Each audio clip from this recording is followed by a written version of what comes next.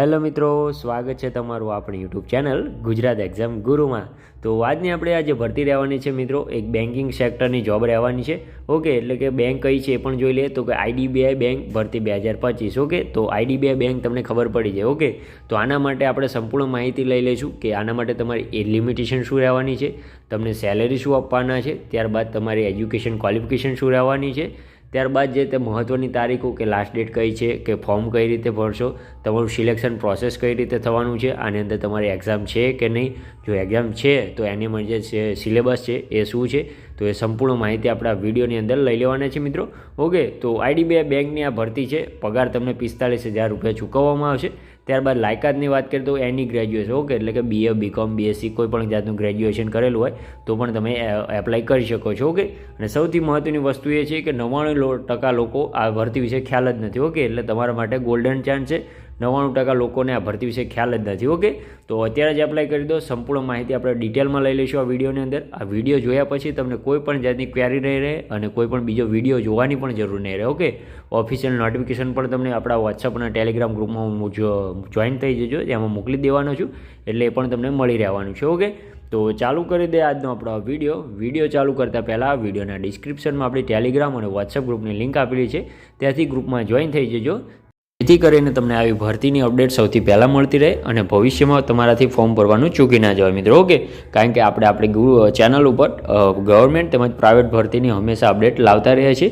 Okay, તો આપણા channel માટે એક લાઇક, શેર અને સબસ્ક્રાઈબ પણ અવશ્ય કરી લેજો। ઓકે મિત્રો, તો ચાલુ કરી દે આજનો આપણો વિડીયોની શરૂઆત આપણે જે બેઝિક માહિતી છે, ઓકે, કે ભરતી સંસ્થા શું છે, તે તમારા ફોર્મ કઈ રીતે ભરવાના રહેશે તેનાથી કરશું। ત્યારબાદ આપણે સ્ટેપ બાય સ્ટેપ સંપૂર્ણ માહિતી જોઈ લઈશું મિત્રો। ઓકે, તો IDBI bank recruitment 2025 banking sector job રહેવાની છે તમારી। ઓર્ગેનાઇઝેશન એટલે કે ભરતી સંસ્થા તમારી શું રહેવાની છે તો કે આઈડીબીઆઈ બેંક। ઓકે, તો આઈડીબીઆઈ બેંક વિશે તમને ખ્યાલ જ હશે કે પ્રાઇવેટ બેંક છે। ઓકે, તો બધાને ખ્યાલ જ હશે કે આઈડીબીઆઈ બેંક વિશે। ઓકે, પોસ્ટનું નામ શું છે એ પણ જોઈ લઈએ તો જુનિયર આસિસ્ટન્ટ મેનેજર તરીકેની તમારી પોસ્ટ છે। ઓકે, તો આઈડીબીઆઈ બેંકની અંદર જુનિયર આસિસ્ટન્ટ મેનેજર તરીકે તમારો જોબ રોલ રહેવાનો છે મિત્રો। પોસ્ટની વાત કરીએ તો 676 ટોટલ વેકન્સીઓ ખાલી છે મિત્રો।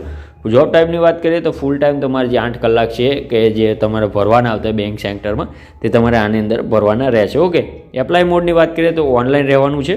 ઓકે, સોરી આમાં ભૂલથી ઓફલાઈન લખાઈ ગયું છે, પરંતુ તમારે ઓનલાઈન ફોર્મ ભરવાના રહેશે। ઓકે, પરંતુ એ ફોર્મ તમારે મોબાઈલમાંથી નહીં ભરાય। ઓકે, એટલે કે કોમ્પ્યુટર તો તમારે ફરજિયાત જોઈશે તે, અને જો તમારે ફોર્મ ભરવું હોય તો તમે ડિટેલ પણ મોકલી આપો છો, ઘરે બેઠા અમે ફોર્મ તમારું ભરી દઈશું મિત્રો। ઓકે, તો હુ કેન એપ્લાય તો કે ઓલ ઓવર ઇન્ડિયાની વેકન્સી છે, એટલે ઇન્ડિયાના ખૂણેથી કોઈ પણ વ્યક્તિ મેલ અને ફિમેલ બંને જાતના એપ્લાય કરી શકે છે, કોઈ પણ આની અંદર લિમિટેશન આપેલી નથી। ઓકે, તો બેઝિક માહિતી હતી આઈડીબીઆઈ બેંકની તમારી નોકરી રહેવાની છે, જુનિયર આસિસ્ટન્ટ મેનેજર તરીકેની પોસ્ટ અને 676 વેકન્સી। ઓકે મિત્રો, તો વિડીયોમાં આગળ વધી આપણે એજ લિમિટેશનની વાત કરી લઈએ, એટલે કે ઉંમર મર્યાદા તમારી શું રહેવાની છે તો મિનિમમની વાત કરીએ મિનિમમ 20 વર્ષ આની અંદર માગેલા છે, અને મેક્સિમમની વાત કરીએ તો 25 વર્ષ। ઓકે, તો મિનિમમ 20 વર્ષથી 25 વર્ષ તમારી આની અંદર એજ લિમિટેશન રહેવાની છે, અને ગવર્મેન્ટ નિયમને જે આપેલા છે, ઓકે, બેન્કિંગ સેક્ટરની અંદર એ પ્રમાણે તમને નિયમ મુજબ છૂટછાટ આપવામાં આવશે આની અંદર। ઓકે, એટલે કે ઓબીસીને 3 વર્ષ અને SC STને 5 વર્ષ તમને શું કહેવાય ઉંમર છૂટછાટ આપવામાં આવે છે, એજ રિલેક્સેશન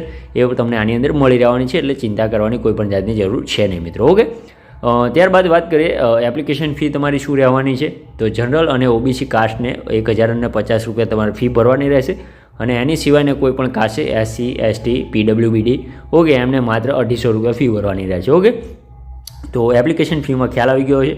સેલેરીની વાત કરીએ તો 45,000 રૂપિયા તમારી આની અંદર સેલેરી રહેવાની છે, જે ખૂબ જ ઓછું છે। ઓકે, ત્યારબાદ એજ્યુકેશન ક્વોલિફિકેશન તમારી શું રહેવાની છે એ પણ વાત કરી લઈએ તો એની ગ્રેજ્યુએટ તમારી આની અંદર એજ્યુકેશન ક્વોલિફિકેશન માગેલી છે, એટલે કે BCom કરેલું હોય, BSc કરેલું હોય, BA કરેલું હોય, BEd કરેલું હોય, કોઈ પણ જાતની। ઓકે, પરંતુ મૂળ ગ્રેજ્યુએશન જોઈએ છે, કોઈ પણ ફિલ્ડમાં તમે કરેલું હોય તો પણ તમે આના માટે એપ્લિકેબલ છો। ઓકે, તો એજ લિમિટેશન, એપ્લિકેશન ફી, સેલેરી અને એજ્યુકેશન ક્વોલિફિકેશનમાં તમને ખ્યાલ આવી ગયો। તો વિડીયોમાં આગળ વધીએ મિત્રો। વિડીયોમાં આગળ આપણે હવે તો સિલેક્શન પ્રોસેસની પણ વાત કરીએ, એટલે સિલેક્શન પ્રોસેસ તમારું કઈ રીતે થવાનું છે। ઓકે, એટલે કે પસંદગી પ્રક્રિયા। ઓકે, તો પસંદગી પ્રક્રિયામાં તમારું કોમ્પ્યુટર ટેસ્ટ લેવામાં આવશે, ત્યારબાદ ડોક્યુમેન્ટ વેરિફિકેશન થશે. ઓકે, જે કોમ્પ્યુટર ટેસ્ટ તમારો લેવાનો છે, એક ક્વેશ્ચન પેપર રહેશે. સિલેબસની વાત કરવાનો તો નીચે આપેલો છે. ઓકે, એની અંદર ટોટલ 4 તમારા પાર્ટ આપેલા છે. ઓકે, 4 પાર્ટની અંદર પહેલો પાર્ટ તમારો logical reasoning, data analysis and interpretation રહેવાનો છે. ઓકે, લોજિકલ એટલે કે રિઝનિંગની વાત થાય છે. ઓકે, તો એની અંદર તમારે 60 ક્વેશ્ચન આપવામાં આવશે. માર્ક્સની વાત કરીએ તો 60 માર્ક્સ રહેશે. ઓકે, એના માટે 40 મિનિટ તમને આપવામાં આવશે. ઓકે, એટલે કે એક ક્વેશ્ચનનો 1 માર્ક્સ. ઓકે, ખ્યાલ આવી ગયો?